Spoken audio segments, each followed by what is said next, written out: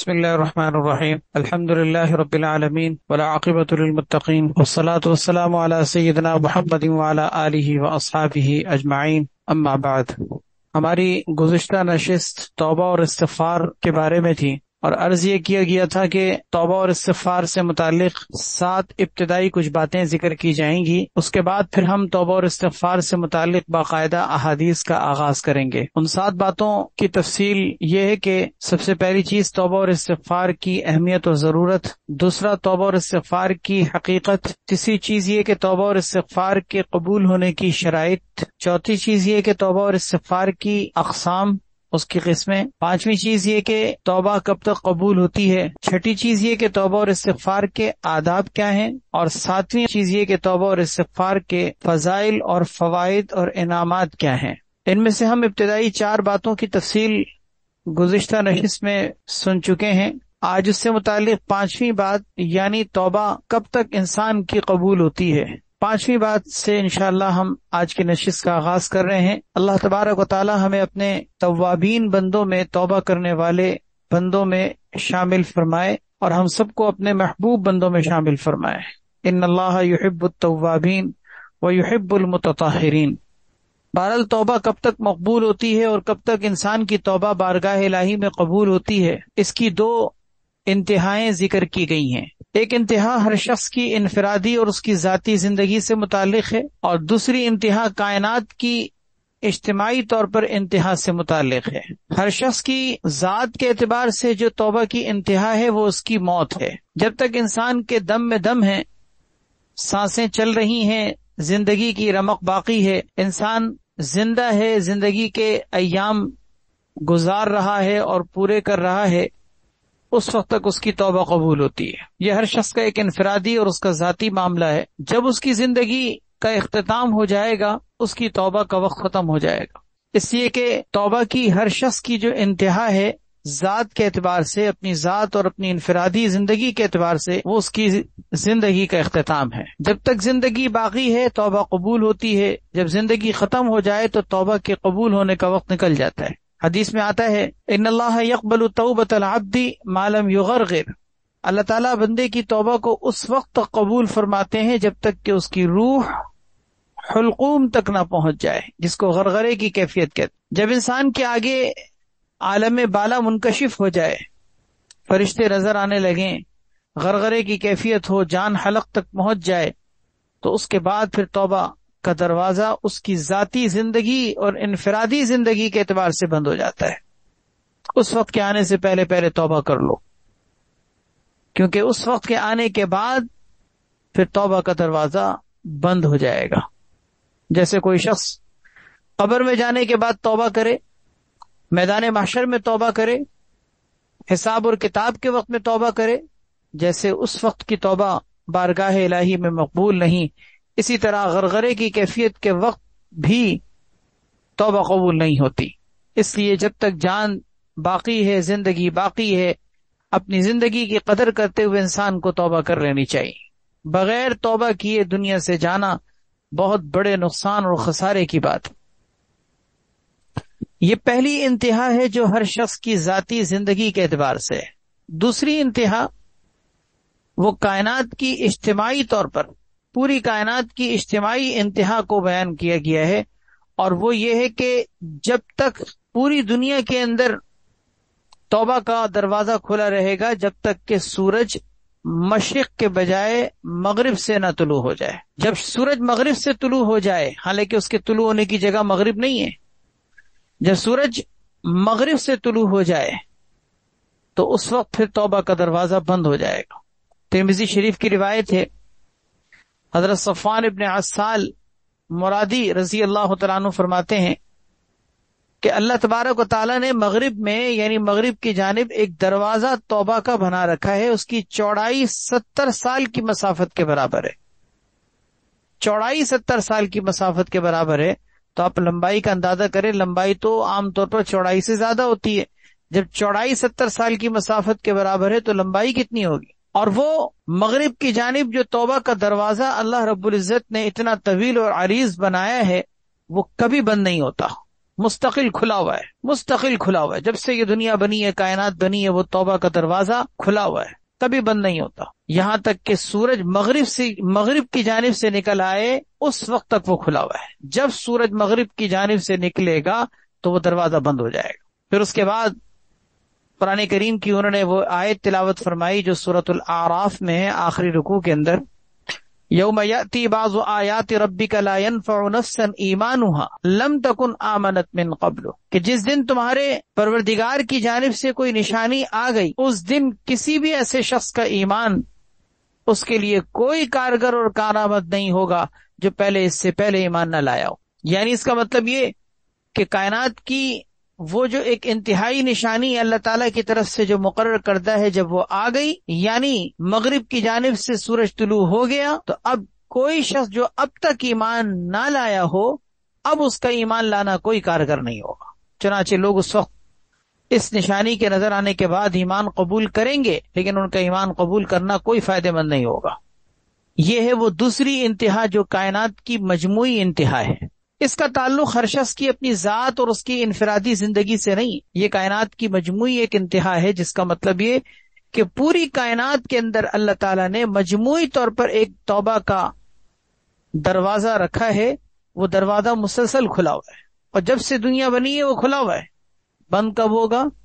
جب قیامت کے قریب مغرب کی جانب سے سورج طلوع ہو جائے گا تو وہ طویل و عریض توبہ کا دروازہ بند ہو جائے گا. خلاصہ کیا نکلا کہ توبہ ہر شخص کی انفرادی اور ذاتی زندگی میں اس وقت تک کے لیے قبول ہے جب تک کہ اس کی موت نہیں آ جاتی، اور کائنات کی مجموعی طور پر توبہ کا دروازہ اس وقت تک کھلا ہوا ہے جب تک کہ سورج مغرب سے طلوع نہیں ہو جاتا. اس پوری بات کا حاصل ہماری زندگی کے اعتبار سے، کرنے کے اعتبار سے جو کام ہمارا ہے، اس میں یہ معلوم ہوتا ہے کہ ہم اپنی توبہ کے اندر اپنی زندگی کے اختتام کے بارے میں کچھ نہیں جانتے کہ ہمیں کب دنیا سے جانا پڑ جائے.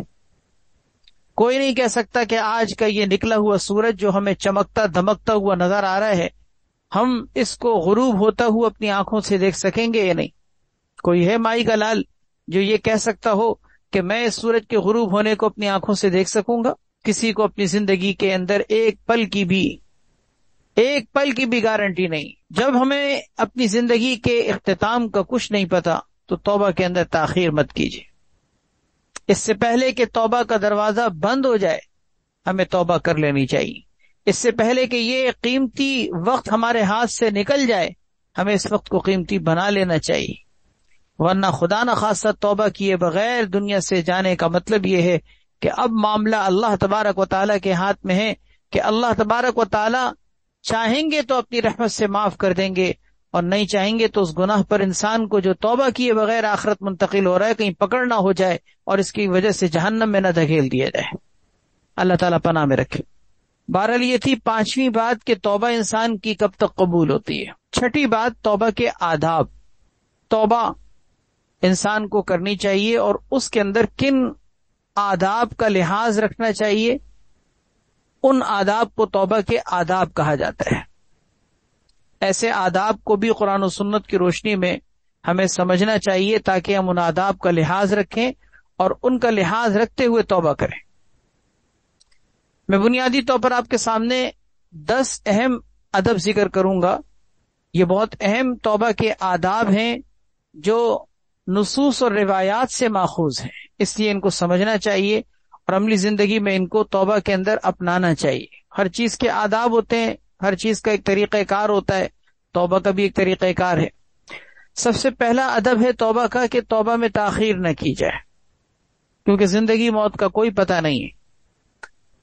زندگی ایک ٹمٹماتا ہوا چراغ ہے، کسی بھی وقت ہوا کا تیز جھونکا آئے انسان کی زندگی کا یہ ٹمٹماتا ہوا چراغ بجھ سکتا ہے، اور بجھنے کا مطلب ہے کہ ہمیشہ کے لیے دنیا سے ہم چلے گئے، کبھی پلٹ کر نہیں آنا. یہ ایک دفعہ زندگی کا چانس ہمیں ملا ہے، یاد رکھیے. ہم ایسا نہیں ہے کہ بار بار یہ چانس ملے گا، صرف پہلی اور آخری مرتبہ یہ چانس ہے. اگر توبہ کیے بغیر زندگی کا یہ سلسلہ ختم ہو گیا تو سوچئے گناہوں کا کتنا بڑا بوجھ اپنے کندھوں پر لے کر ہم اپنے رب پروردگار کے سامنے حاضر ہوں گے. کس منہ سے اللہ کے نبی صلی اللہ علیہ وسلم کا سامنا ہوگا؟ گناہوں کی وجہ سے جو نحوستیں، لعنتیں اور پھٹکار انسان کے اوپر پڑ رہی ہوگی، کیا ان لعنتوں اور پھٹکار کو لے کر انسان اپنے رب کے پاس، اپنے پیارے حبیب کے پاس جانے کو برداشت کر سکتا ہے؟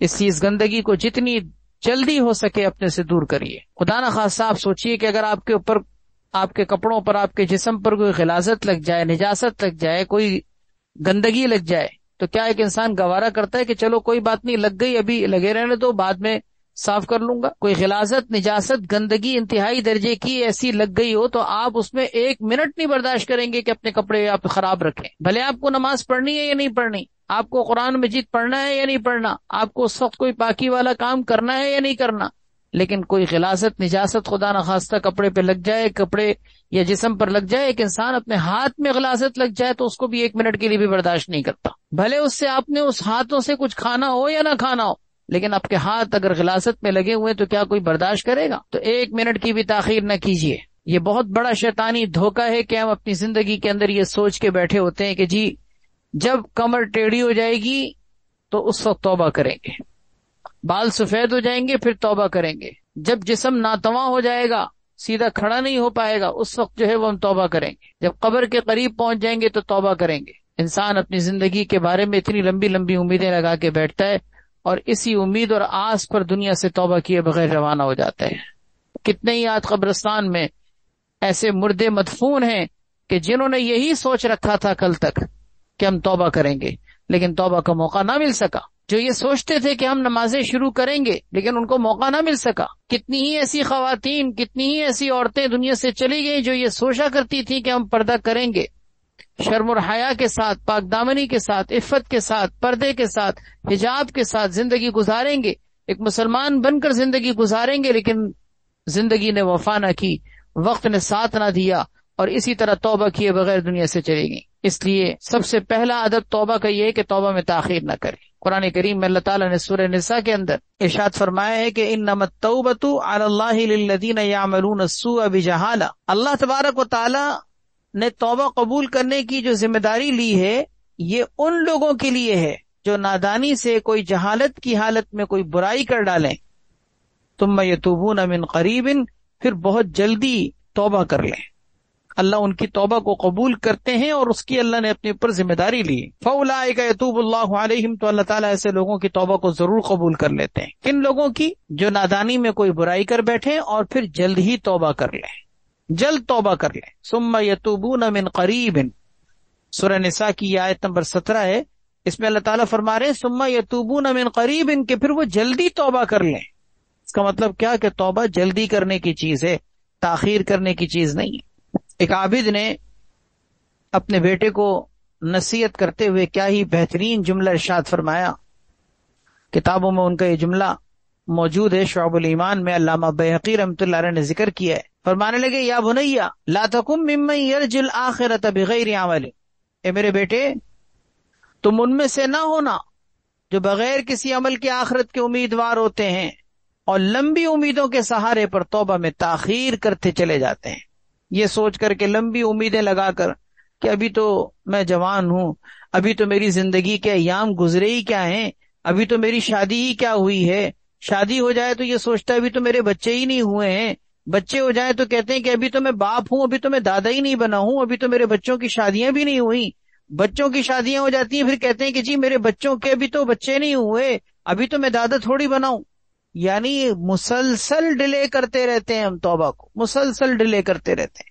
فرمایا میرے بیٹے تم ان میں سے مت ہونا جو بغیر کسی عمل کے آخرت کی امید لگا کے بیٹھتے ہیں اور لمبی لمبی امیدوں کے سہارے پر توبہ میں تاخیر کرتے رہتے ہیں۔ لا تکم ممن یرجو الآخرۃ بغیر عمل، تم ایسے لوگوں میں شامل مت ہونا۔ حضرت لقمان علیہ السلام کتنے مشہور حکیم اور دانا جن کا تذکرہ قرآن کریم میں موجود ہے، انہوں نے بھی اپنے بیٹے کو جو نصیحتیں کی تھیں ان نصیحتوں میں سے ایک نصیحت یہ ہے کہ یا بنی لا تؤخر التوبہ فإن الموت یأتی بغتۃ، اے میرے بیٹے توبہ میں تاخیر مت کرنا کیونکہ موت اچانک سے، بہت جلدی اچانک سے آ جاتی ہے۔ موت کے آتے ہوئے کسی کو بھی پتہ نہیں ہوتا، کوئی بھی ہارن نہیں دے رہا ہوتا، کوئی بھی پہلے سے انڈیکیٹ نہیں کر رہا ہوتا کہ جی اب کچھ ہونے والا ہے، نہیں۔ فإن الموت یأتی بغتۃ، موت اچانک سے آتی ہے، لہذا میرے بیٹے لا تؤخر التوبہ، توبہ میں تاخیر مت کرنا۔ ایک روایت میں ہے، شعب الایمان کی روایت ہے، آپ صلی اللہ علیہ وسلم نے فرمایا بندہ جب کوئی برائی کا عمل کرتا ہے، کوئی بھی گناہ کا کام کرتا ہے اور بائیں ہاتھ والا فرشتہ اس کو لکھنا چاہتا ہے تو دائیں ہاتھ والا فرشتہ اس کو روکتا ہے، کہتا ہے امسک، رک جاؤ رک جاؤ، تھوڑا سا انتظار کرو۔ حدیث میں آتا ہے فَيُمْسِكُ 6 ساعات او 7 ساعات، 6 یا 7 گھڑیاں وہ رکتا ہے، بائیں ہاتھ والا فرشتہ رکتا ہے۔ اگر بندہ توبہ کر لے تو وہ لکھتا ہی نہیں۔ اللہ اکبر، یعنی یہ گویا بندے کو موقع ملتا ہے کہ گناہ ہو گیا نا، 6 یا 7 گھڑیاں، اب یہ 6-7 گھڑیوں کا مطلب 6-7 گھنٹے کر سکتے ہیں، یا 6-7 دورانیہ اس زمانے کے اعتبار سے کیا ہوتا ہوگا، حدیث میں ذکر کیا گیا 6 ساعات او 7 ساعات، 6-7 گھڑیاں فرشتہ رکتا ہے، انتظار کرتا ہے، دایات والا فرشتہ اس کو روک کر رکھا ہوتا ہے، رک جاؤ رک جاؤ۔ اگر اس دوران وہ توبہ کر لینا تو بس ٹھیک ہے، وہ گناہ اس کے نامہ عمل میں لکھا ہی نہیں جاتا۔ اور اگر وہ نہیں استغفار کرتا، اگر وہ گناہ کرنے کے بعد اتنا وقت گزر گیا، 6-7 گھڑیاں، اور اس نے توبہ نہیں کی، تو کتبت علیہ سیئۃ واحدہ، اس کے لیے گناہ وہ جو اس نے کیا تھا وہ لکھ دیا جاتا ہے۔ اس کا مطلب کیا ہوا کہ اگر کوئی گناہ خدا نخواستہ ہو جائے اور فوراً توبہ کر لیں تو اس کا مطلب نامہ عمل میں وہ گناہ لکھا ہی نہیں گیا۔ تو جلدی توبہ کا کتنا بڑا فائدہ نہیں ہوا۔ ٹھیک ہے، اگر خدا نخواستہ توبہ نہ کی اور لکھا بھی گیا، پھر بھی آپ توبہ کریں گے، وہ مٹا دیا جائے گا، لیکن یہ کتنی بڑی سعادت کی بات کہ آپ کے نامہ عمل میں وہ چیز لکھی نہیں گئی، اس کی انٹری نہیں ہوئی۔ بہرحال یہ سب سے پہلا ادب ہے، توبہ میں تاخیر نہ کریں۔ دوسرا ادب ہے کہ صدق دل سے توبہ کریں، سچے دل سے، جس کو توبہ نصوح کہا جاتا ہے۔ سچے دل سے توبہ، سچے دل سے توبہ کا مطلب کیا ہوتا ہے؟ آئندہ نہ کرنے کا پکا ارادہ، اس کو توبہ نصوح کہتے ہیں۔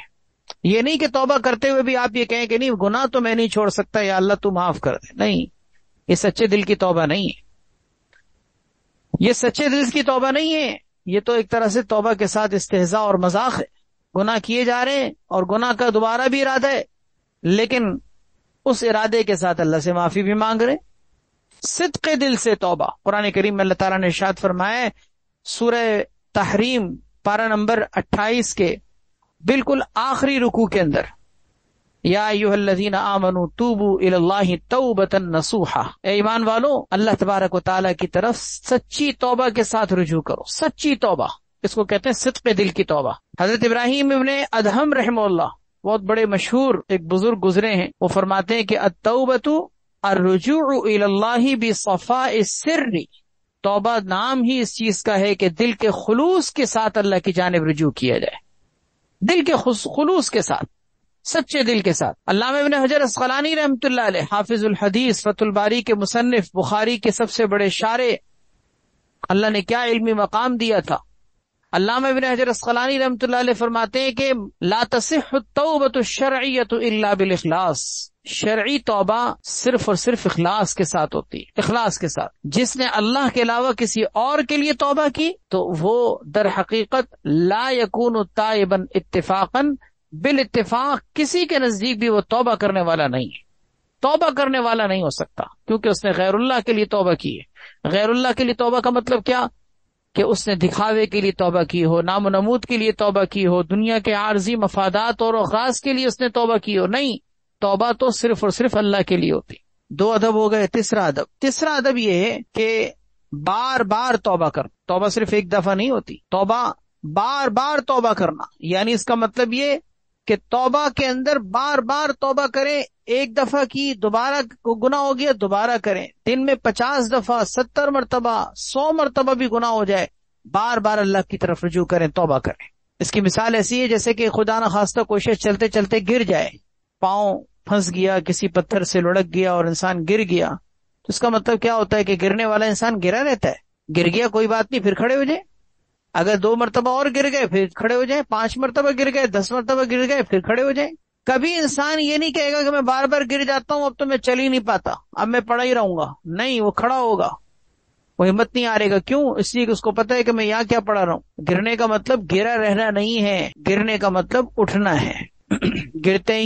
گرتے ہیں شہسوار ہی میدان جنگ میں وہ طفل کیا گرے جو گھٹنوں کے بل چلے. انسان گرتا ہے اور گرتے ہوئے انسان کو اللہ تبارک و تعالی یہ احساس دلاتے ہیں کہ تم کمزور ہو. یہ گرنا بھی انسان کے لیے ایک احساس کا باعث ہوتا ہے، لیکن اس کمزوری کا تدارک انسان یہ کرتا ہے کہ پھر سے کھڑا ہو جاتا ہے. حدیث میں آتا ہے اللہ کے نبی صلی اللہ علیہ وسلم نے ارشاد فرمایا ما صر من استغفر وان عاد فی اليوم 70 مرہ، جس نے استغفار کر لیا، اللہ سے معافی مانگ لی، اس نے گناہ پر اصرار نہیں کیا، وہ اصرار کرنے والا نہیں.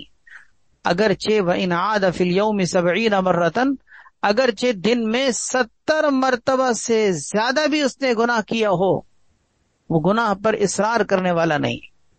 قرآن کریم میں اللہ تعالیٰ نے فرمایا نا وَلَمْ يُصِرُّوا عَلَى مَا فَعَلُوا وَهُمْ يَعْلَمُونَ، توبہ کرنے والوں کے بارے میں اللہ تعالیٰ نے فرمایا کہ وہ اصرار نہیں کرتے، یعنی گناہ کی طرف دوبارہ نہیں آتے. اس کی تفسیر میں اس حدیث سے وضاحت ہوتی ہے کہ اصرار کس چیز کو کہا جاتا ہے. اصرار اس چیز کا نام ہے کہ انسان گناہ پر توبہ کرنا چھوڑ دے، اس کو اصرار کہتے ہیں. ورنہ اگر دن میں 70 مرتبہ سے زیادہ بھی آپ نے اگر گناہ کے بعد توبہ کر لی، پھر گناہ ہوا پھر توبہ کی، پھر گناہ ہوا پھر توبہ کی، پھر گناہ ہوا پھر توبہ کی، آپ اصرار کرنے والے نہیں. اس لیے کہ توبہ جب تک چلتی رہے گی آپ دوبارہ اصرار کرنے والے نہیں، کیونکہ پچھلا گناہ توبہ کی وجہ سے کھاتا صاف ہو جاتا ہے. حدیث میں آتا ہے التائب من الذنب کمن لا ذنب لہ، جب توبہ کرنے والے کی حیثیت یہ ہو گئی کہ وہ گناہ اس نے کیا ہی نہیں، تو اس کا مطلب پھر آپ نے ریپیٹ تو کیا نہیں. ریپیٹیشن تو کب ہوگی؟ جب آپ گناہ کو پیچھے والے گناہ کو باقی رکھیں گے. گناہ پر گناہ ہو رہا ہے اور توبہ نہیں ہو رہی، اس کو اصرار کہتے ہیں. گناہ کے بعد توبہ، پھر گناہ، پھر توبہ، پھر گناہ، پھر توبہ، اس کا مطلب ایک ہی توبہ ہے، ایک ہی گناہ ہے. یہ گناہ بار بار ریپیٹ نہیں ہو رہا کیونکہ پچھلا کھاتا تو صاف ہو گیا. تو ہمیں کتنے پیارے انداز میں دلاسا دیا گیا ہے، تسلی دی گئی ہے. ما صر من استغفر وان عاد فی اليوم 70 مرہ. ایک شخص حاضر ہوئے نبی کریم صلی اللہ علیہ وسلم کے پاس، عرض کیا کہ انی اذنب، یا رسول اللہ مجھ سے گناہ ہو گیا ہے. آپ صلی اللہ علیہ وسلم نے فرمایا استغفر ربک، اپنے رب سے استغفار کر لو. اس نے کہا میں استغفار کرتا ہوں لیکن پھر گناہ کر بیٹھتا ہوں. آپ نے فرمایا جب تم دوبارہ گناہ کر بیٹھو پھر دوبارہ استغفار کر لو. تو راوی کہتے ہیں کہ اس شخص نے 2-4 مرتبہ اپنا یہی جملہ دہرایا کہ یا رسول اللہ میں پھر گناہ کرتا ہوں. آپ نے فرمایا پھر توبہ کر لو. اس نے کہا پھر گناہ کرتا ہوں. آپ نے فرمایا پھر توبہ کر لو. 2-4 مرتبہ اس نے یہ اپنا جملہ ریپیٹ کیا. اس کے بعد آپ صلی اللہ علیہ وسلم نے کیا پیاری بات ارشاد فرمائی. آپ نے فرمایا استغفر ربک حتی یکون الشیطان هو المحسور، اپنے رب سے استغفار کرتے رہو کرتے رہو کرتے رہو یہاں تک کہ شیطان خود ہی تھک ہار کر بیٹھ. شیطان تھک جائے تم نہ تھکو. اس کا مطلب کیا ہوا کہ کبھی توبہ سے انسان کو تھکنا نہیں چاہیے. یہ نہیں سوچنا چاہیے، بعض اوقات وسوسے آتے ہیں کہ تو توبہ کر سکتا ہی نہیں ہے، کل بھی تو نے توبہ کی تھی گناہ نہیں کرے گا، آج پھر تو نے وہی کام کر دیا. اپنے آپ کو انسان بعض اوقات کوس رہا ہوتا ہے اور پھر اس کی وجہ سے توبہ میں پیچھے ہٹنے لگ جاتا ہے. کہتے ہیں کہ میں بھی کیا توبہ کروں، کیا فائدہ، ابھی 2 گھنٹے پہلے توبہ کی تھی پھر گناہ ہو گیا، چلو توبہ ہی نہیں کرتا ہوں، تھک ہار کے بیٹھ جاتا ہے. نہیں نہیں نہیں، ہمارے پیارے نبی صلی اللہ علیہ وسلم نے فرمایا کہ تم توبہ کرتے ہوئے تھکو مت. شیطان بھلے تمہیں ورغلاتے ہوئے وسوسے ڈالتے ہوئے گناہ پر آمادہ کرتے ہوئے تھک جائے لیکن تم نہ تھکو. اسی طرح کا ایک اور واقعہ ہے حدیث میں نبی کریم صلی اللہ علیہ وسلم نے اسی طرح کے ایک واقعے میں ارشاد فرمایا کہ یغفر لہ ویتاب علیہ، یعنی اس تو گناہ کرنے والے کی مغفرت کی جائے گی، اس کی توبہ کو قبول کر لیا جائے گا. اور پھر فرمایا کہ ولا یمل اللہ حتی تملوا، اللہ تعالیٰ نہیں اکتائیں گے توبہ قبول کرتے کرتے یہاں تک کہ تم خود ہی اکتا جاؤ. اللہ تعالیٰ اکتاہٹ کا شکار نہیں ہوتے.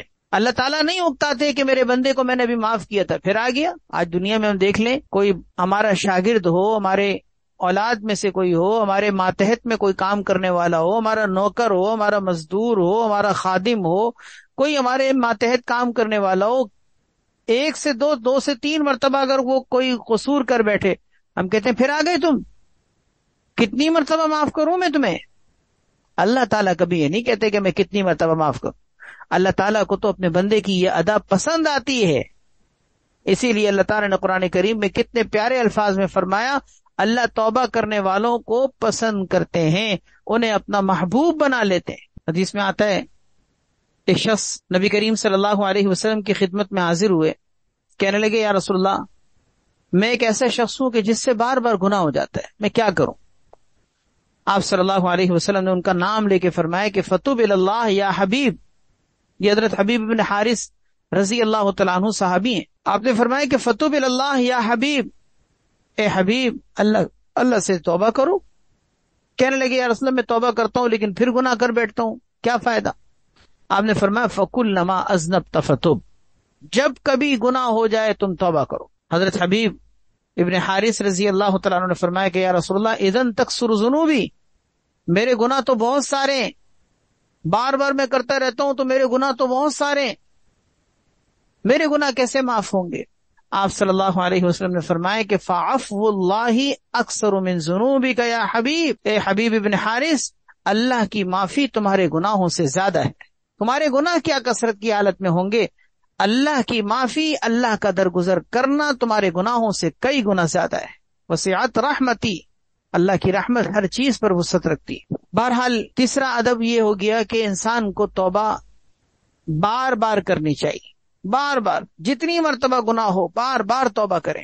ہم گناہ اگر نہیں چھوڑ سکتے تو توبہ بھی نہ چھوڑیں نا. چوتھا ادب یہ ہے کہ پر امید ہو کر توبہ کریں، پورے یقین کے ساتھ اللہ معاف کر دیں گے. کبھی مایوس نہ ہو، کبھی مایوس نہ ہو. نا امیدی یہ انسان کو کفر کی طرف لے جاتی ہے، اور شیطان یہ چاہتا ہے کہ انسان کو اللہ کی رحمت سے مایوس کر دے. اسی لیے اللہ تعالیٰ نے قرآن کریم میں ارشاد فرمائے کہ لا تیأسوا من روح اللہ، اللہ کی رحمت سے مایوس مت ہو. سورہ یوسف میں بھی یہ بات ارشاد فرمائی، اور سورہ زمر میں بھی 24ویں پارے میں اللہ تعالیٰ نے تو ارشاد فرمایا لا تقنطوا من رحمت اللہ، اللہ کی رحمت سے مایوس مت ہو. کتنے پیارے الفاظ ہیں کہ اے نبی میرے ان بندوں سے کہہ دیجئے جو اپنے نفسوں پر ظلم کر بیٹھے، یعنی میرے ظالم بندوں سے کہہ دیجئے، گناہگار بندوں سے کہہ دیجئے، جو ظلم و زیادتی کر بیٹھے ان سے کہہ دیجئے. اور ان میں بھی کیا کہا جا رہا ہے، میرے ان بندوں سے کہہ دیجئے جو ظلم کر بیٹھے. اس کا مطلب وہ بھی اللہ کی بندے، اللہ کے بندوں میں شامل ہیں. اللہ نے ان کو اپنے بندوں کی فہرست سے نکالا نہیں. کیا پیارا انداز ہے. بعض اوقات انسان اپنی اولاد کے لیے بھی جبکہ وہ بار بار اگر نافرمانی کر رہا ہو تو کہتا ہے کہ وہ میرے اولاد میں شامل نہیں، اس سے کہہ دو. اللہ تعالیٰ فرما رہے ہیں نبی ان سے کہہ دیجئے، لیکن کیا انداز کیا اختیار کیا، یا عبادی الذین اسرفوا علی انفسہم، میرے وہ بندوں جنہوں نے اپنے نفسوں پر ظلم کیا ہے، لا تقنطوا من رحمت اللہ، اپنی اللہ کی رحمت سے مایوس مت ہو. ان اللہ یغفر الذنوب جميعا انہ هو الغفور الرحیم، بے شک اللہ تبارک و تعالیٰ سارے کے سارے گناہ معاف کر دیں گے، بے شک وہ بہت معاف کرنے والے اور بڑے ہی مہربان. اللہ کی رحمت سے مایوس نہ ہو. حدیث میں آتا ہے، ترمذی کی روایت ہے، ادعوا اللہ وانتم موقنون بالاجابہ، اللہ تبارک و تعالیٰ سے دعا مانگو اس یقین کے ساتھ کہ اللہ دعا قبول کریں گے. حضرت نعمان ابن بشیر رضی اللہ تعالیٰ عنہ فرماتے ہیں کہ جب تم میں سے کوئی گناہ کر بیٹھے تو اسے چاہیے کہ اپنے ہاتھ ہلاکت میں نہ ڈالے، یعنی گناہ اگر ہو جائے تو اپنے ہاتھوں کو پھر ہلاکت میں نہیں ڈالنا چاہیے. کس طرح کہ زبان سے کوئی یوں کہنے لگے کہ لا توبۃ لی، کہ میری توبہ تو قبول نہیں ہوگی. فرمایا یہ اپنے آپ کو ہلاکت میں ڈالنا ہے. گناہ ہو گیا تو یوں مت کہو کہ لا توبۃ لی، میری توبہ نہیں ہے، میری توبہ قبول نہیں ہے. نہیں نہیں نہیں، یہ ہلاکت میں ڈالنا ہے. تو کوئی اگر تم میں سے گناہ کر بیٹھے تو اپنے ہاتھوں کو ہلاکت میں مت ڈالے، یعنی زبان سے یوں نہ کہے کہ لا توبۃ لی، ولکن لیستغفر اللہ ولیتوب الیہ، اسے چاہیے کہ اللہ سے استغفار کرے، توبہ کرے، اس لیے کہ اللہ معاف کرنے والے ہیں، بخشنے والے ہیں، رحم کرنے والے ہیں. تو توبہ کا یہ بہت اہم ادب کہ انسان کو اللہ کی رحمت سے مایوس نہیں ہونا چاہیے، پر امید رہنا چاہیے اور پورے یقین کے ساتھ توبہ کرنی چاہیے. اس لیے کہ اللہ بھی سچا، اللہ کا قرآن بھی سچا، اللہ کا کلام بھی سچا، اللہ کے نبی بھی سچے، اللہ کے نبی کے فرامین بھی سچے. میرا دل، میری جذبات، میرے وساوس، میرے خیالات، شیطانی آنے والے وسوسے، یہ سب جھوٹے ہیں. اللہ اور اللہ کے نبی سچے ہیں. میرے دل کے وسوسے کہ اللہ معاف نہیں کریں گے، یہ جھوٹ ہے. اللہ سچے ہیں کہ اللہ نے کہا میں معاف کروں گا. اللہ کے نبی سچے ہیں کہ اللہ کے نبی نے کہا کہ اللہ معاف کر دیں گے، یہ سچ ہے. تو شیطان کے وسوسوں کو سچ نہ کہیے، اللہ کی بات کو سچ کہیے. اللہ سے زیادہ سچی بات کس کی ہو سکتی ہے؟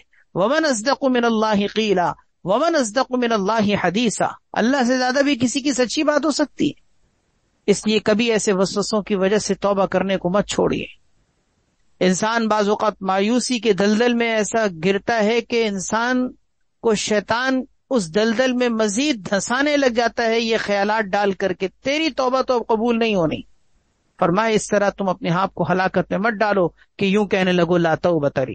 4 ادب ہو گئے۔ پانچواں ادب یہ ہے کہ اعمال صالحہ کے ذریعے سے اب اپنے گناہوں کی تلافی بھی کریں۔ گناہ ہو گیا، توبہ کریں، اللہ سے معافی مانگیں، اللہ سے معاف کروا دیں، اللہ معاف کرنے والے ہیں، اللہ نے معاف کر دیا۔ اب اپنی عملی زندگی میں نیکی کے ذریعے سے، اعمال صالحہ کے ذریعے سے تلافی کر کے دکھائیں کہ آپ کی توبہ واقعی سچی توبہ ہے۔ آپ نے جو اللہ کے سامنے عہد کیا ہے کہ اب نہیں کروں گا، تو اب اس پر جم کے دکھائیے، اور اپنی ماضی کی زندگی میں جو نقصان ہو گیا اس کی تلافی کیجیے۔ جیسے تجارت وغیرہ کرنے والے اس بات کو جانتے ہیں کہ اگر کبھی لاس ہو جائے تو انسان اپنی محنت کو بڑھا دیتا ہے، یہ سوچ کر کہ مجھے لاس کو پورا کرنا ہے۔ ایک مہینے اگر مثلاً ٹارگٹ پورا نہ کر سکے، آپ اگلے مہینے اپنی محنت کو بڑھا دیتے ہیں، اپنی ٹائمنگ بڑھا دیتے ہیں، اپنی ایکٹیویٹیز آپ زیادہ کر لیتے ہیں۔ کیوں؟ پچھلے مہینے کا مجھے نقصان کی تلافی بھی کرنی ہے۔ بالکل اسی طریقے سے اگر گناہ ہو گیا، توبہ کر لی، تب بھی توبہ کے بعد اپنی اعمال صالحہ کے ذریعے سے تلافی کیجیے۔ سورہ ہود کے آخری رکوع میں اللہ تبارک و تعالی نے ارشاد فرمایا ہے ان الحسنات یذھبن السیئات، یقیناً نیکیاں برائیوں کو مٹا دیتی ہیں۔ لہذا جب آپ نیکیاں کریں گے تو وہ جو گناہ ہو چکے ہیں، یہ نیکیوں کا کرنا ان گناہوں کے مٹنے کا ذریعہ بنے گا۔ حدیث میں آتا ہے کہ عہد نبوی میں کسی شخص سے گناہ ہو گیا تھا، وہ نبی کریم صلی اللہ علیہ وسلم کی خدمت میں حاضر ہوئے اور آ کر اپنے گناہ کا تذکرہ کیا کہ یا رسول اللہ مجھ سے گناہ ہو گیا ہے۔ اتنے میں یہ آیت نازل ہوئی، یعنی ان کو بتانے کے لیے کہ نبی ان کو بتا دیجئے ان الحسنات یذھبن السیئات، کہ نیکیاں کرو، نیکیوں سے برائیاں مٹ جائیں گی۔ اس شخص نے پوچھا یا رسول اللہ کیا یہ صرف میرے لیے ہے کہ نیکیوں کی وجہ سے گناہوں کا مٹنا، کیا یہ خصوصیت میرے لیے ہے یا سب کے لیے؟ آپ نے فرمایا یہ میری تمام امت کے لیے، بخاری شریف کی روایت ہے، یہ میری تمام امت کے لیے ہے۔ کیا مطلب یہ خصوصیت کہ انسان سے گناہ ہو جائے، نیکی کرے، نیکی کے ذریعے سے گناہ مٹ جائیں گے۔ ان الحسنات یذھبن السیئات۔ حضرت سلمان فارسی رضی اللہ تعالیٰ عنہ بڑے مشہور صحابی ہیں، وہ فرماتے ہیں اذا اسأت سیئۃ فی سریرۃ فاحسن حسنۃ فی سریرۃ، جب چپکے خلوت میں، تنہائیوں میں، تاریکیوں میں لوگوں کی نگاہوں سے چھپ کر تم نے کوئی گناہ کر لیا ہے تو چپکے کوئی نیکی بھی کرو، خلوتوں میں کوئی نیکی بھی کرو۔ اور وَإِذَا أَسَأْتَ سَيِّئَةً فِي عَلَانِيَةٍ، اگر تم نے کھلم کھلا ڈنکے کی چوٹ پر لوگوں کے سامنے کوئی گناہ کیا ہے تو علانیہ طور پر کوئی نیکی کا کام بھی کرو، تاکہ یہ نیکی اس گناہ کا بدل بن جائے۔ خلوتوں کے گناہ آج بہت عام ہیں، نعوذ باللہ من ذالک، العیاذ باللہ، معاذ اللہ، اللہ ہم سب کو پناہ میں رکھے۔ ان خلوتوں کے اندر جس طریقے سے انسان تنہائیوں میں بیٹھ کر گناہ کرتا ہے، اسی طرح تنہائیوں میں بیٹھ کر اللہ کو یاد بھی تو کرنا چاہیے۔ ان تنہائیوں کے گناہوں کا تدارک یہ کہ تنہائیوں میں چپکے اللہ کے سامنے رونا بھی سیکھیں، گڑ گڑانا بھی سیکھیں، آہوزاری کرنا بھی سیکھیں، گریہ وزاری کرنا بھی سیکھیں، اللہ کو منانا بھی سیکھیں، اللہ کے سامنے روتے ہوئے اپنے آنسو بہانا بھی سیکھیں، تاکہ تدارک ہو جائے نا، تدارک ہو جائے، تلافی ہو جائے۔ یہ بھی توبہ کا بڑا اہم ادب ہے، اعمال صالحہ کے ذریعے سے اپنے گناہوں کی تلافی کرنا۔ 5 ادب ہو گئے۔ 6واں ادب یہ ہے کہ اپنے گناہوں پر رونا سیکھیں۔ توبہ کا یہ بھی ایک ادب ہے کہ گناہوں پر روئیں۔ نہیں رونا آتا، رونے والوں کی شکل بنائیں، لیکن رونا جس کو کہتے ہیں بکا علی المعصیت، یعنی معصیت پر رونا، یہ صفت ایک ایسی صفت ہے جو اللہ کے نیک بندوں کا طریقہ ہے۔ حدیث میں آتا ہے، ترمذی شریف کی روایت ہے، آپ صلی اللہ علیہ وسلم نے ارشاد فرمایا نجات کے اسباب کو بتاتے ہوئے کہ نجات کس چیز میں ہے، آپ نے فرمایا امسک علیک لسانک، اپنی زبان کو قابو میں رکھو، زبان سے کسی قسم کے گناہ نہ ہو، اس بات سے اپنی زبان کو کنٹرول میں رکھو۔ دوسری نصیحت آپ نے یہ فرمائی کہ وَلْيَسَعْكَ بَيْتُكَ، تمہارا گھر تمہارے لیے کشادہ ہو جائے، یعنی تمہارا گھر تمہارے رہنے کے لیے وسیع اور کشادہ ہو، تنگ نہ ہو۔ اس کا مطلب کہ تم اپنے وقت کو زیادہ سے زیادہ اپنے گھر کے اندر گزارو، تاکہ تمہارا اپنے گھر کے اندر رہنا بہت سارے فتنوں سے بچنے کا ذریعہ ہو۔ وَابْكِ عَلَىٰ خَطِيئَتِكَ، اور تیسری چیز یہ کہ اپنی خطاؤں پر رو، اپنے گناہوں پر رونا سیکھو. یہ 3 کام اگر تم نے کر لیے تو اس کا مطلب تمہیں نجات حاصل ہو جائے گی. یہ نجات کے آپ نے 3 اسباب ذکر کیے ہیں. ان 3 کاموں میں غور کیجئے. ایک کام ذکر کیا گیا ہے وابکی علی خطیئتک، اپنی خطاؤں پر رو. یہ خطاؤں پر رونا یہ بھی ایک مستقل ایک عبادت ہے، ایک محبوب ترین عمل ہے. آج ہماری زندگیوں سے یہ عمل بہت حد تک نکلا ہوا ہے.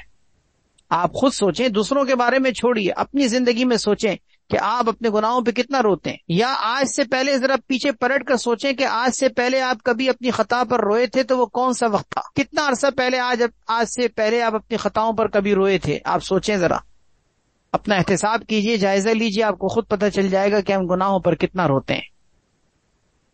یہی وجہ ہے کہ ہم نے گناہوں پر رونا چھوڑ دیا، ہم دنیا کی چیزوں پر رونا شروع ہو گئے. کوئی مال پر رو رہا ہے، کوئی جائیداد پر رو رہا ہے، کوئی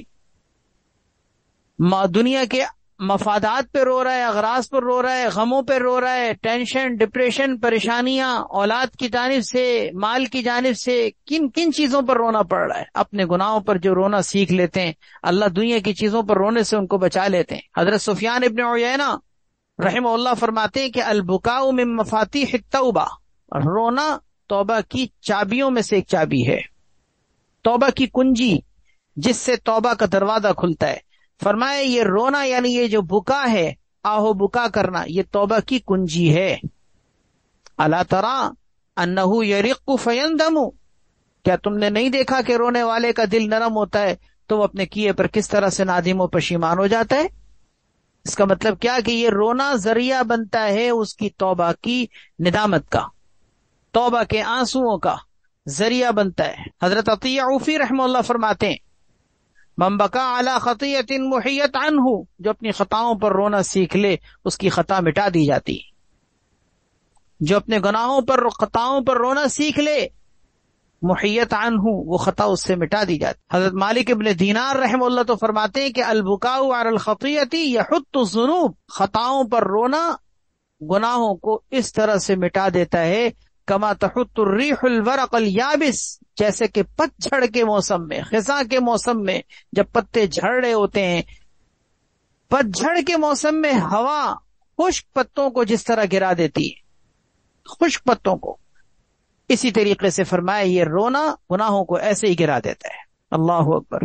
حضرت ہارون ابن ریاب رحمہ اللہ بڑے مشہور بزرگ گزرے ہیں، وہ فرماتے ہیں کہ ما بکا عبد للہ مخلصا فی ملأ من الملأ الا غفر لهم جميعا ببرکت بکائه، کہ کوئی بندہ اگر لوگوں کے مجمع میں، ہجوم میں، لوگوں کے مجمع میں کہ کئی سارے لوگ جمع ہیں، اور وہاں پر اگر کوئی اخلاص کے ساتھ دکھاوے کے لیے نہیں کہ لوگوں کو دکھانے کے لیے مجمع میں ہجوم میں رو رہے ہیں، نہیں، اگر کچھ لوگوں کے درمیان کوئی شخص اخلاص کے ساتھ اپنے گناہوں پر توبہ کرتے ہوئے رویا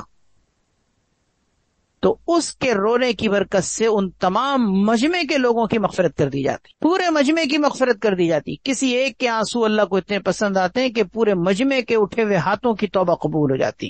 حضرت ابو معشر رحمہ اللہ فرماتے ہیں کہ میں نے حضرت عون ابن عبداللہ رحمہ اللہ کو دیکھا کہ وہ حضرت ابو حازم رحمہ اللہ کی مجلس میں رو رہے تھے اور اپنے آنسوؤں کو اپنے چہرے پر پھیر رہے تھے اور فرما رہے تھے کہ ان النار لا تمس موضع الدموع، بے شک آگ، جہنم کی آگ آنسوؤں کے لگنے کی جگہ کو چھو بھی نہیں سکتی. تو وہ آنسوؤں کو جو توبہ کے آنسو نکل رہے تھے، وہ ان آنسوؤں کو لے کر اپنے چہرے پہ مل رہے تھے، کیونکہ ان کو پتا تھا کہ یہ آنسو جس جسم کے حصے پہ لگیں گے جہنم کی آگ بھی اس جگہ کو چھو نہیں سکتی. ایک روایت میں آتا ہے ایک موقع پر نبی کریم صلی اللہ علیہ وسلم نے ارشاد فرمایا، ترمذی کی روایت ہے، آپ نے قسم کھا کر فرمایا اللہ کی قسم لو تعلمون ما اعلم لضحکتم قلیلا ولبکیتم کثیرا، اللہ کی قسم اگر تمہیں معلوم ہو جائے جو میں جانتا ہوں، جو مجھے پتا ہے، اگر تمہیں پتا چل جائے تو تم بہت کم ہنسو اور بہت زیادہ رو.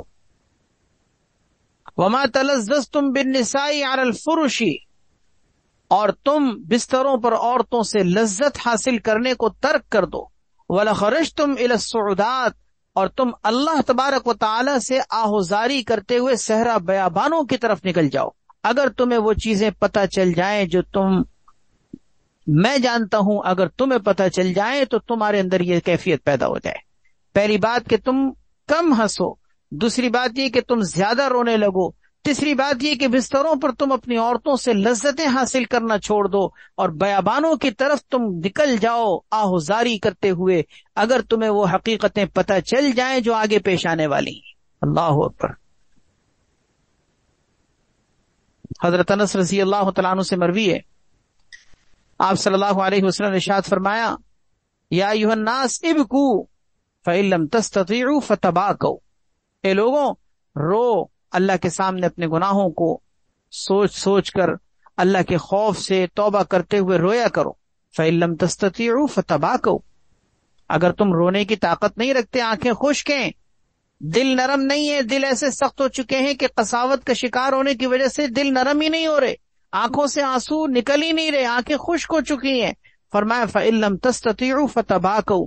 اگر تمہیں رونا نہ آئے تو بتکلف رو، رونے والوں کی شکل بناؤ.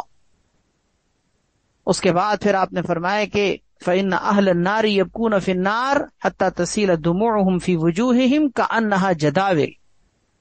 جہنمی جہنم کے اندر اتنا روئیں گے، اتنا روئیں گے، اتنا روئیں گے کہ ان کے آنسو ان کے چہروں پر اس طرح سے بہ رہے ہوں گے جیسے کہ نالیاں بہتی ہیں. اللہ اکبر. نالیاں بہتی ہیں جس میں سے پانی بہ رہا ہو تیزی سے، اس طرح سے نالیاں ان کی آنکھوں سے گویا کہ آنسوؤں کی جھڑیاں ان کی بہ رہی ہوں، اور پھر روتے روتے روتے روتے روتے روتے ان کی آنکھوں سے آنسو ختم ہو جائیں گے. اس کے بعد آنکھوں سے آنسوؤں کی جگہ خون نکلنا شروع ہو جائے گا اور اس کی وجہ سے آنکھیں لولہان ہو جائیں گی. پھر فرمایا کہ وہ بہنے والے آنسو اور خون اتنی کثرت سے ہوں گے کہ اگر ان آنسوؤں میں کشتیاں چھوڑ دی جائیں تو وہ کشتیاں بھی چلنے لگ جائیں. اتنی کثرت سے آنسو اور خون بہیں گے ان کی آنکھوں سے، اپنی حسرت کی وجہ سے، ملال کی وجہ سے، افسوس کی وجہ سے کہ ہائے افسوس، کاش کہ ہم یہ کام نہ کرتے. اتنی حسرت اور ملال کا عالم ہوگا کہ ہم اس کو تصور بھی نہیں کر سکتے. یعنی آپ صلی اللہ علیہ وسلم فرمائے کہ ان کی آنکھوں سے اتنے آنسو کہ آنسو ختم، پھر آنکھوں سے خون بہنا شروع ہو جائے گا اور وہ جمع ہو کر ایسی کیفیت ہو جائے گی کہ اس پر اگر کشتیاں چھوڑ دی جائیں تو کشتیاں بھی چلنے لگیں. یہ مشکات شریف کی روایت ہے. نبی علیہ الصلوۃ والسلام نے اس حدیث کے شروع میں جو ایک بہت اہم بات ارشاد فرمائی ہے جس سے ہمیں سمجھ میں آتا ہے کہ بعض اوقات لوگ یہ کہتے ہیں کہ جی ہمیں رونا نہیں آتا. ٹھیک ہے، رونا نہیں آئے، رونا آپ کے اختیار میں نہیں، لیکن رونے والوں کی شکل بنانا تو اختیار میں ہے نا. آپ اگر آنکھوں کے خشک ہونے کی وجہ سے، دل کے سخت ہونے کی وجہ سے، بعض اوقات گناہ کی وجہ سے دل سخت ہو جاتا ہے، ایسا سخت ہو جاتا ہے کہ کعبے کے سامنے بھی کھڑے ہوئے ہیں، آنسو نہیں آ رہے. بعض اوقات اللہ معاف کرے، اللہ تعالیٰ ہم سب کی حفاظت فرمائے. یہ دل کی رقت بھی یاد رکھیے بہت بڑی نعمت ہے کہ آنکھوں سے آنسو نکلنا اللہ کی طرف سے یہ بھی ایک نعمت ہے. جن کی آنکھوں سے آنسو نہیں آتے وہ جانتے ہیں اس پریشانی کو کہ کتنی سختی ہوتی ہے دل کی، کہ انسان اللہ کے سامنے گناہ کر کر کے بھی معافی مانگ رہا ہوتا ہے لیکن آنکھوں سے آنسو نہیں نکل رہے ہوتے. فرمایا اگر تمہارے بس میں نہیں ہے آنکھوں سے آنسوؤں کا لانا، لیکن رونے والوں کی شکل بنانا تو انسان کے اختیار میں ہے نا، وہ تو اختیار میں، آپ رونے والوں کی شکل بنائیں. حقیقت اس کو تو کر دے میں صورت لے کے آیا ہوں، تیرے محبوب بندوں کی شباہت لے کے آیا ہوں. حقیقت اس کو تو کر دے میں صورت لے کے آیا ہوں. تو اللہ کے محبوب بندے روتے ہیں، ہم ان کی طرح اگر نہ رو سکیں تو کم سے کم شباہت تو لے کے جائیں نا، شباہت تو لے کے اللہ کے سامنے بیٹھیں اور یہ شعر بھی پڑھیں، تیرے محبوب کی یا رب شباہت لے کے آیا ہوں. حقیقت اس کو تو کر دے میں صورت لے کے آیا ہوں. میں صورت لے کے آیا ہوں کہ ٹھیک ہے نہیں رو پا رہا لیکن رونے والوں کی شکل تو بنا رہا ہوں. اللہ تو میرے اس رونے کی شکل بنانے کو رونا بنا کر قبول کر لے. 6 ادب ہو گئے. 7واں ادب،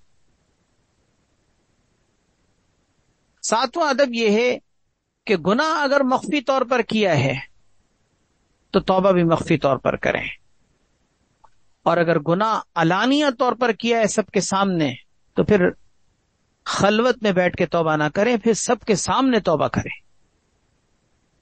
اس کا مطلب کیا ہے؟ مثال کے طور پر کوئی شخص اگر فنکار ہے، اداکار ہے، گلوکار ہے، اور اس نے اپنی زندگی کا ایک بڑا وقت ان کاموں میں گزارا ہے، گانے گائے ہیں، اداکاریاں کی ہیں، فنکاریاں کی ہیں، اور گناہ کے کاموں میں خود بھی لگا ہے اور لوگوں کو بھی گمراہ کیا ہے، اب وہ توبہ کرنا چاہتا ہے، تو توبہ وہ مصلی بچھا کر بند کمرے میں تاریکیوں میں تنہائیوں میں نہیں کرے گا. اب اس نے توبہ برملا سب کے سامنے کرنی ہے، اور اس بات کو ظاہر کرنا ہے، ثابت کرنا ہے اپنے قول و فعل سے کہ میں اب اس زندگی سے توبہ کر کے اس کو چھوڑنے کا اعلان کرتا ہوں.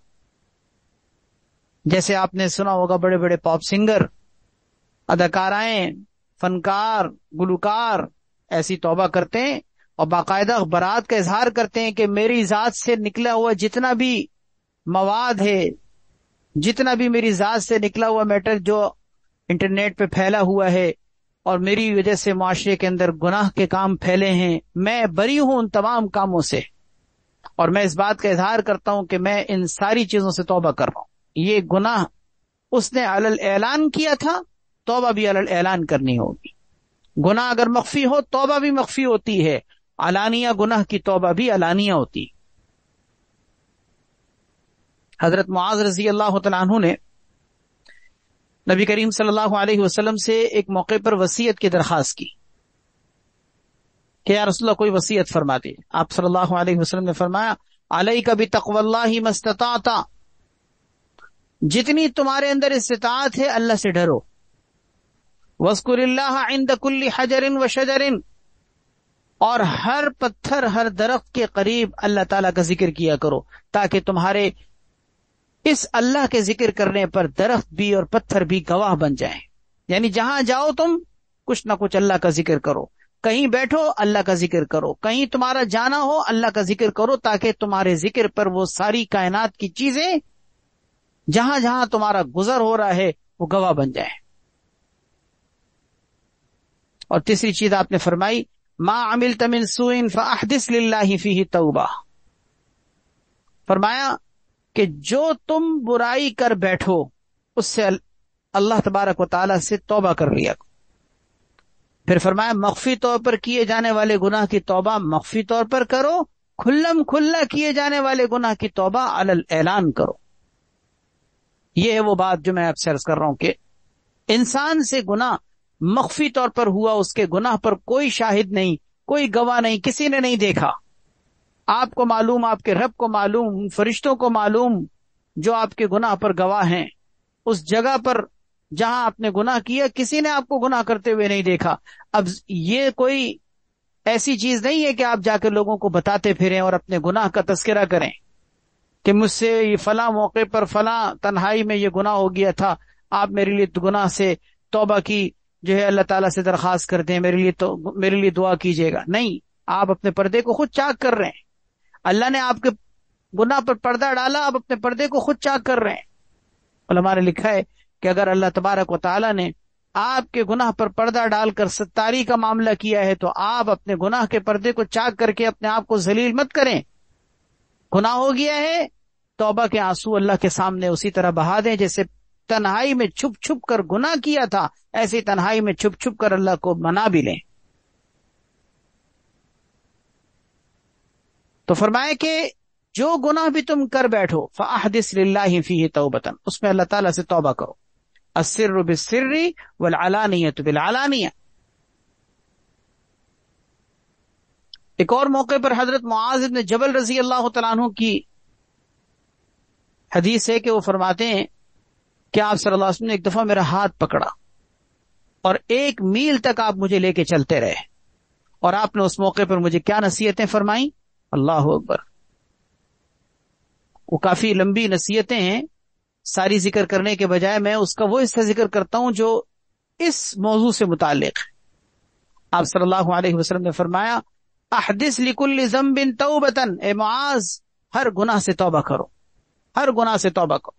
السر بالسر والعلانیۃ بالعلانیہ، مخفی گناہ کی توبہ مخفی توبہ، اور کھلم کھلا علانیہ گناہ کی توبہ بھی علانیہ توبہ.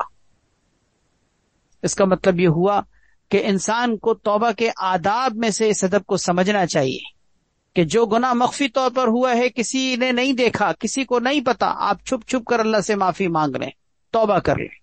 اور اگر کوئی گناہ ایسا ہے کہ جو گناہ آپ نے لوگوں کے سامنے کیا ہے، سب لوگ اس پر گواہ ہیں، اب آپ نے تنہائیوں میں نہیں، سب کے سامنے توبہ کرنی ہے، اپنی توبہ کا اظہار بھی کرنا ہے، تاکہ لوگوں نے آپ کو گناہ کرتے ہوئے دیکھا اور اب ان لوگوں کو یہ بات بھی پتہ چل جائے کہ آپ توبہ کر چکے ہیں۔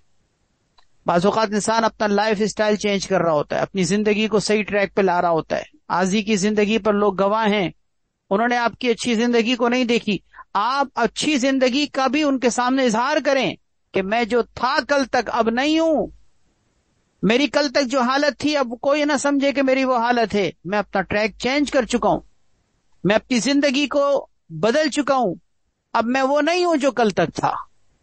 اس چیز کا اظہار لوگوں کے سامنے کریں۔ یہ نہیں کہ لوگوں کے سامنے آپ توبہ کے لیے آنسو بہائیں اور لوگوں کے سامنے ہاتھ اٹھائیں، یہ مطلب نہیں ہے۔ مطلب کہنے کا یہ ہے کہ اپنی توبہ کا لوگوں کے سامنے اظہار کریں، اپنی ماضی کی زندگی کے ختم ہو جانے اور نئی زندگی کے شروع ہو جانے کا لوگوں کے سامنے برملا اظہار کریں۔ 7 ادب ہو گئے۔ 8واں ادب اعتراف جرم، اپنے جرم کا اعتراف، اقرار، اپنی غلطی کی تعویل نہیں، کوئی توجیہ نہیں، میرا مطلب یہ تھا، میں یہ کرنا چاہ رہا تھا اور میں یوں کر رہا تھا، میرا مطلب نہیں، کوئی تعویل نہیں، گناہ ہو گیا مانے، غلطی کو ایکسپٹ کرنا یہ ایک ایسی چیز ہے کہ جو دنیا کے اندر بھی قانون کے اعتبار سے بھی بڑے سے بڑے جرم کو ہلکا کر دیتی ہے۔ چور پکڑا گیا، مان رہا ہے ہاں چوری کی ہے، جرم ہلکا ہے، اور مان رہا نہیں ہے نہیں میں نے چوری نہیں کی، تو ایک کے 4 جوتے لگیں گے، ایک کے بجائے 4 جوتے لگیں گے۔ کیوں؟ چوری کی ہے مان بھی نہیں رہے، غلطی ہو گئی، یا اللہ مجھ سے غلطی ہو گئی، میں گناہ کر بیٹھا۔ حضرت آدم علیہ نبینا علیہ الصلوۃ والسلام اس کائنات کے پہلے انسان، پہلے نبی جن سے انسانیت کی ابتدا ہوئی ہے، شجر ممنوعہ کو لغزش کی وجہ سے کھا بیٹھے تھے، کیا اللہ تعالیٰ نے توبہ کے کلمات سکھائے تھے؟ ربنا ظلمنا انفسنا، ربنا ظلمنا انفسنا، ظلمنا انفسنا کہنا سیکھیے۔ یہ ہمارے جد امجد حضرت آدم علیہ نبینا علیہ الصلوۃ والسلام کی سنت اور ان کا طریقہ ہے۔ ربنا ظلمنا انفسنا، اے ہمارے پروردگار ہم اپنے نفسوں پر ظلم کر بیٹھے، حالانکہ ان سے خطا اجتہادی ہوئی تھی۔ آپ نے یہ بات پڑھی ہوگی تفاسیر وغیرہ کے اندر کہ ان سے غلطی اجتہادی ہوئی تھی، یہ کوئی گناہ نہیں تھا، یہ ان سے لغزش ہوئی تھی، اور وہ بھی اجتہادی طور پر ہوئی تھی۔ اجتہادی طور پر کہ وہ یہ سمجھے تھے کہ اس فلاں درخت سے کھانے سے روکا گیا ہے، اس جنس کے کسی دوسرے درخت سے میں کھا سکتا ہوں۔ یہ کہہ سکتے تھے اللہ کے سامنے کہ اللہ میرا مطلب یہ تھا کہ میں سمجھ رہا تھا کہ آپ نے اس درخت سے منع کیا ہے۔ اپنی غلطی کی کوئی تعویل کر سکتے تھے، اپنی لغزش کا کوئی بہانہ پیش کر سکتے تھے، اپنی غلطی کا کوئی ریزن پیش کر سکتے تھے، لیکن ایک دفعہ بھی یہ نہیں کہا کہ اللہ میں یوں سمجھا تھا، میں یوں سمجھا تھا، میرا یہ مطلب تھا، نہیں۔ ربنا ظلمنا انفسنا، ربنا ظلمنا انفسنا، یہ کہنا سیکھیے۔ اللہ کو بھی بندے کی یہ ادا پسند آتی ہے کہ بندہ مان رہا ہے، اعتراف جرم۔ رب انی ظلمت نفسی واعترفت بذنبی فاغفر لی فانہ لا یغفر الذنوب الا انت۔ چھوٹا سا ایک کلمہ، چھوٹا سا ایک توبہ کے الفاظ ہیں، بڑے پیارے کلمات ہیں، اگر یاد ہو سکیں۔ رب انی ظلمت نفسی واعترفت بذنبی فاغفر لی، اے میرے پروردگار میں اپنے نفس پر ظلم کر بیٹھا اور اپنے جرم پر اعتراف کر رہا ہوں، اے اللہ مجھے معاف کر دے۔ رب انی ظلمت نفسی واعترفت بذنبی فاغفر لی۔ آگے بھی الفاظ ہیں لیکن چھوٹے سے الفاظ جو یاد ہو سکیں۔ رب انی ظلمت نفسی واعترفت بذنبی فاغفر لی فانہ لا یغفر الذنوب الا انت۔ حضرت موسیٰ علیہ الصلوۃ والسلام کے ہاتھوں جب قبطی کا قتل ہوا تھا، سورہ قصص پارہ نمبر 20، آپ نے وہ واقعہ پڑھا یا سنا ہوگا، تو اس واقعے کے اندر اگر آپ کو پتا ہو کہ قبطی کو حضرت موسیٰ علیہ الصلوۃ والسلام نے کوئی قصدن قتل نہیں کیا تھا، وہ تو چھڑا رہے تھے، وہ تو ایک معاملے کو ختم کرنے کے لیے انہوں نے اس کے سینے پہ ہاتھ مارا، ہٹانے کے لیے قبطی کو ان کا ہاتھ ایسا لگا کہ وہ مر گیا۔ اس میں حضرت موسیٰ علیہ الصلوۃ والسلام کے قصد اور ارادے کا کوئی دخل نہیں تھا اور کوئی قتل کرنے کا ارادہ نہیں تھا۔ اب اس موقع پر وہ اللہ کے سامنے یہ کہہ سکتے تھے کہ یا اللہ میرا کوئی قتل کا ارادہ نہیں تھا، یہ غلطی سے قتل ہوا ہے۔ یہ کہہ سکتے تھے کہ میں نے تو قتل کا ارادہ نہیں کیا تھا، میں تو چھڑا رہا تھا، میں تو لڑائی ختم کر رہا تھا۔ لیکن کیا فرمایا؟ قرآن کریم اٹھا کر دیکھ لیجئے، سورہ قصص کی آیت نمبر 16، کیا جملہ ہے؟ رب انی ظلمت نفسی فاغفر لی، اے میرے پروردگار میں نے اپنی جان پر ظلم کیا ہے، مجھے معاف کر دیجیے۔ یہ پیغمبرانہ سنت ہے، طریقہ ہے، جو آج ہماری زندگیوں سے اس طرح نکلی ہے کہ آج آپ کسی کو گناہ کے بارے میں، کوئی غلط عادت کے بارے میں آگاہ کریں، متنبع کریں، اس کو اس کی کوئی زندگی کے ویک پوائنٹ پر آگاہ کریں کہ بھئی آپ کے اندر یہ خامی پائی جاتی ہے، آپ فلاں جگہ پر یہ کام کر رہے تھے، یہ غلط کام ہے، آپ کی زبان کا یہ انداز، آپ کا لب و لہجہ کوئی اچھا نہیں تھا، آپ اصلاح کر لیجئے۔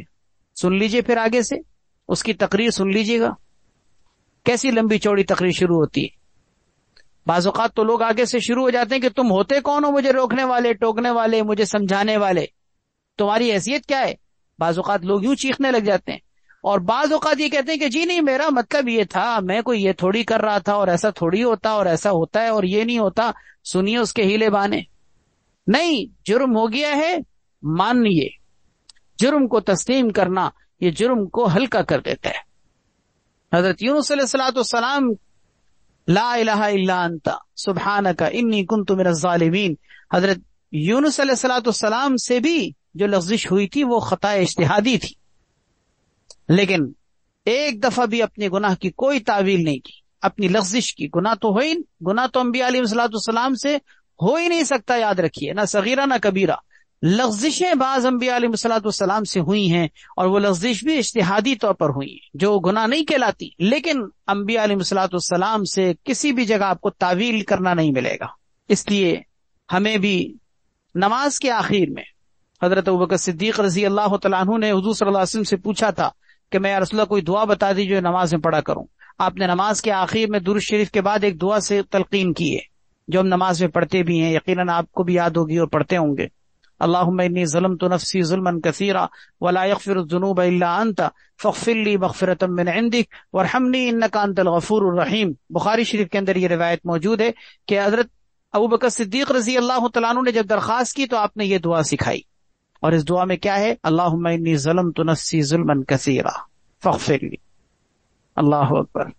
حدیث میں آتا ہے، حضرت علی رضی اللہ تعالیٰ عنہ فرماتے ہیں کہ اللہ تعالیٰ کے نزدیک سب سے زیادہ محبوب اور پسندیدہ کلمات یہ ہیں کہ بندہ سجدے کی حالت میں اپنے رب کے سامنے پڑا ہوا یہ کہہ رہا ہو، کیا؟ ظلمت نفسی فاغفر لی، ظلمت نفسی فاغفر لی، ظلمت نفسی فاغفر لی۔ اللہ تعالیٰ کو یہ محبوب کلمات ہیں۔ راتوں کو تہجد میں یا نفل میں کبھی بھی موقع ملے نا، سجدے میں سر رکھ کر دیر تک یہ کہنا سیکھ لیجئے۔ اللہ کو یہ بندے کے کلمات بڑے پسند ہیں۔ کیا؟ ظلمت نفسی فاغفر لی، ظلمت نفسی فاغفر لی، بھلے آدھا گھنٹہ گزر جائے، یہ کہنا اپنے لیے سعادت سمجھیں۔ ظلمت نفسی فاغفر لی، ظلمت نفسی فاغفر لی، اے میرے پروردگار مجھ سے ظلم ہو گیا ہے، میں گناہ کر بیٹھا ہوں، مجھے معاف کر دے، میں گناہ کر بیٹھا ہوں، مجھے معاف کر دے، میں گناہ کر بیٹھا ہوں، مجھے معاف کر دے۔ اللہ سے رو رو کے کہیے، سجدے میں پڑے ہوئے طویل سجدوں کے ساتھ یہ جملہ کہیے۔ حضرت علی رضی اللہ عنہ فرما رہے ہیں کہ اللہ تبارک و تعالیٰ کو بندے کا سجدے کی حالت میں یہ کلمات کہنا بہت پسند ہے، بہت پسند۔ 8 ادب ہو گئے۔ 9واں ادب یہ ہے کہ نفس جو انسان کا جو سرکش ہو جاتا ہے، جس کی وجہ سے انسان گناہ کرتا ہے، اس کو اطاعت اور عبادت کے کاموں کے ذریعے سے سیدھا کریں۔ جیسے کسی کا جانور، سواری کا جانور سرکش ہو جائے تو انسان ڈنڈے کے ذریعے سے، چھڑی کے ذریعے سے، کوڑے کے ذریعے سے اس کو سیدھا کرتا ہے، اس کی سرکشی کو سیدھا کرنے کی کوشش کرتا ہے۔ کیوں؟ اس کو پتہ ہے کہ یہ سرکش ہے، اس کی سرکشی کو سیدھا کرنے کے لیے مجھے کچھ سختی کرنی پڑے گی۔ اسی طرح آپ کا نفس شتر بے مہار کی طرح اگر سرکش ہو گیا اور دن رات آپ کو گناہ کے راستے پہ ڈال رہا ہے، جب چاہا جس طرح چاہے آپ کو گناہ کے راستے پہ ڈال کر گندگی کا ڈھیر بنا دیتا ہے، تو آپ اس کو آزاد چھوڑے ہوئے، آپ اس کو آزاد چھوڑے ہوئے، آپ اس کو کنٹرول کیجئے، آپ اس کو قابو میں رکھیے، آپ اس کی سرکشی کو دور کرنے کے لیے اس کے ساتھ سختی کا مظاہرہ کیجئے، اس کو آزاد شتر بے مہار کی طرح نہ چھوڑیے، اس لیے کہ اگر آپ نے آزاد اس کو اس طرح سے چھوڑے رکھا، آج توبہ کریں گے، شام کو پھر گناہ کروائے گا۔ اس نفس کو سیدھا کرنے کے لیے، اس نفس کی سرکشی کو ختم کرنے کے لیے اس کے ساتھ آپ کو سختی کرنی پڑے گی، اس کے اوپر مجاہدات اور ریاضات کا بوجھ ڈالنا پڑے گا، اس کو عبادات کے اور بندگی کے کاموں کے ذریعے سے اس کے اوپر بوجھ ڈال کر اس کو سیدھا کیجئے تاکہ وہ سرکش اپنی سرکشی سے باز آئے۔ ہمارے اکابر تو اپنے نفس کی سرکشی کو باقاعدہ اس طرح سے دور کیا کرتے تھے کہ اپنے آپ کو کبھی کوئی گناہ ہو گیا، کوئی کوتاہی ہو گئی، سادہ کھانا،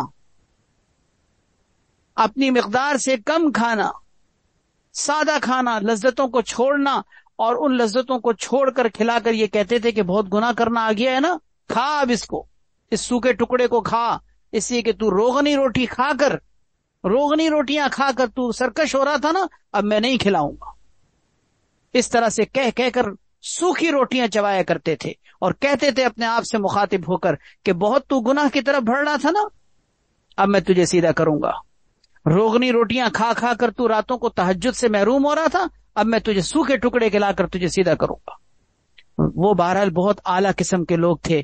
ہم اس چیز پر ٹھیک ہے، تہجد کے چھوڑنے پر میں نہیں آپ سے عرض کر رہا، لیکن کم سے کم اگر آپ کو بدنظری کی عادت ہے، آپ کی زبان اگر غلط استعمال ہوتی ہے، اگر آپ کو خدا نخواستہ کوئی اور گناہ کرنے کی بری عادت لگی ہوئی ہے، تو آپ اس بری عادت کو اس طرح سے چھوڑے نہ رکھیں اپنے نفس کو کہ جیسا چاہے وہ کرتا رہے۔ نہیں، اپنے نفس پر عبادت کا بوجھ ڈالیے، کوئی جرمانہ مقرر کیجئے۔ مثلاً اب اگر خدا نخواستہ آپ کو جھوٹ بولنے کی عادت ہے، اب اگر جھوٹ بولنے کا کوئی کام ہو جائے تو اپنے آپ پر یہ سزا مقرر کیجئے کہ میں اب اگر جھوٹ بولوں گا تو میں 10 رکعت نفل پڑھوں گا۔ ایک مثال دے رہا ہوں، 10 پڑھنے کو مقرر کریں، 20 پڑھنے کو مقرر کریں۔ کوئی مالی جرمانہ مقرر کیا جا سکتا ہے کہ میری جھوٹ بولنے کی عادت ہے، میں چھوڑنا چاہتا ہوں، اب اگر میری زبان سے جھوٹ نکلا میں 500 روپے صدقہ کروں گا۔ پھر دیکھیے کیسا نفس سیدھا ہوتا ہے، کیونکہ آج آپ جرمانہ مقرر کر کے آپ اس بری عادت کو سیدھا کرنے کے لیے 500 روپے صدقہ کریں گے، پھر گناہ ہو گیا پھر 500 روپے صدقہ کریں، پھر گناہ ہو گیا پھر 500 روپے صدقہ کریں، اس کے بعد آپ کا نفس خود بخود سیدھا ہونا شروع ہو جائے گا۔ تو یہ مالی جرمانہ یا جسمانی جرمانہ اپنے اوپر مقرر کرنے کے ذریعے سے ہم اپنے نفس کی سرکشی کو بہت حد تک سیدھا کر سکتے ہیں۔ یہ بھی توبہ کا ایک اہم ادب ہے۔ 10واں اور آخری ادب، برے دوستوں اور برے ماحول سے نکلیے، کیونکہ یہ بھی توبہ کا بہت اہم ادب ہے کہ بری گیدرنگ سے نکلیے، بری صحبت سے بچیے، کیونکہ یہ بھی کیا توبہ ہے کہ آپ نے توبہ تو کی برے کاموں سے، لیکن برے دوستوں کو نہ چھوڑا، برے ماحول کو نہ چھوڑا، بری معاشرت اپنی ختم نہ کی۔ آپ کی معاشرت غلط لوگوں کے ساتھ ہے، آپ کا اٹھنا بیٹھنا غلط قسم کے لوگوں کے ساتھ ہے، اور آپ گناہ سے توبہ کر رہے ہیں۔ گناہ سے کیسے توبہ ہو رہی ہے؟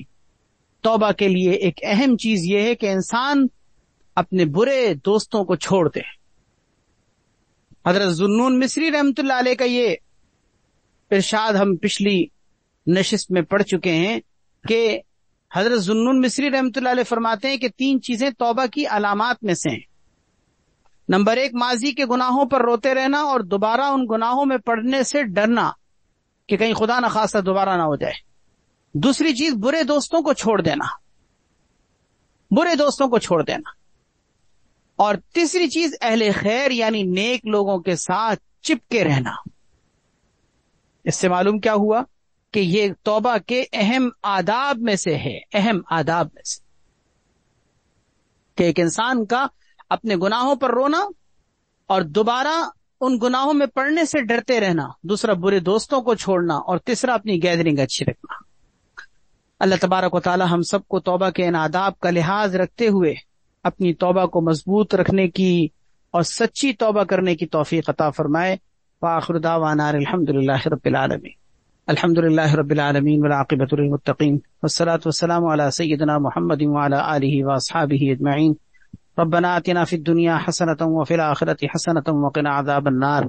اللهم اغفر لنا وارحمنا وارض عنا وادخلنا الجنة ونجنا من النار واصلح لنا شأننا كله۔ اللهم استر عوراتنا وآمن روعاتنا۔ اللهم إنا نسألك العفو والعافية في الدنيا والآخرة۔ اللهم أحسن عاقبتنا في الأمور كلها وأجرنا من خزي الدنيا وعذاب الآخرة۔ یا اللہ ہم سب کے تمام ڈھکے چھپے خفیہ علانیہ ظاہری باطنی گناہوں کو معاف فرما، ہم سب کو سچے توبہ کرنے والے بندوں میں اور بندیوں میں شامل فرما، دنیا آخرت کی ہر خیر عطا فرما، ہر طرح کے گناہوں سے، گناہوں کی گندگیوں سے، نحوستوں سے اور گناہوں کی وجہ سے پڑنے والی پھٹکار سے ہم سب کی حفاظت فرما۔ ہماری پریشانیوں کو دور فرما، ہمارے مسائل کو حل فرما، ہمیں بھی، ہماری اولاد کو بھی، ہمارے گھر والوں کو، سب کو نیکی اور تقوی کے راستے پر گامزن فرما، بری صحبت سے، بری معاشرت سے، برے دوستوں سے ہم سب کی حفاظت فرما۔ یا اللہ ہماری اس مجلس کو، ہماری اس محفل کو اپنی بارگاہ میں قبول فرما، ہمیں اس کے دنیا اور آخرت میں اچھے اور بہترین نتائج عطا فرما، بہترین فوائد عطا فرما، اور سب سے بڑا مقصد یا اللہ ہماری اصلاح ہے، ہدایت ہے، تربیت ہے۔ اے اللہ ہمیں اس مقصد کے حصول میں کامیابی نصیب فرما۔ جو لوگ بھی اس مجلس میں یا اللہ اس محفل میں شریک ہوتے ہیں، یا اللہ اپنے فضل سے، اپنے کرم سے سب کی تمام دنیا آخرت کی ساری پریشانیوں کو دور فرما، سب کے تمام مسائل حل فرما، سب کی نیک آرزوؤں کو، تمناؤں کو پائے تکمیل تک پہنچا، ہر طرح کے مقاصد میں کامیابی نصیب فرما، تمام مسائل کو حل فرما، سب کے گھروں میں خوشیاں پیدا فرما، خوشحالی اور کشادگی فراوانی عطا فرما، عافیت اور سکون کی زندگی عطا فرما۔ سبحان ربک رب العزت عما یصفون وسلام علی المرسلین والحمد للہ رب العالمین۔ آمین آمین آمین برحمتک یا ارحم الراحمین۔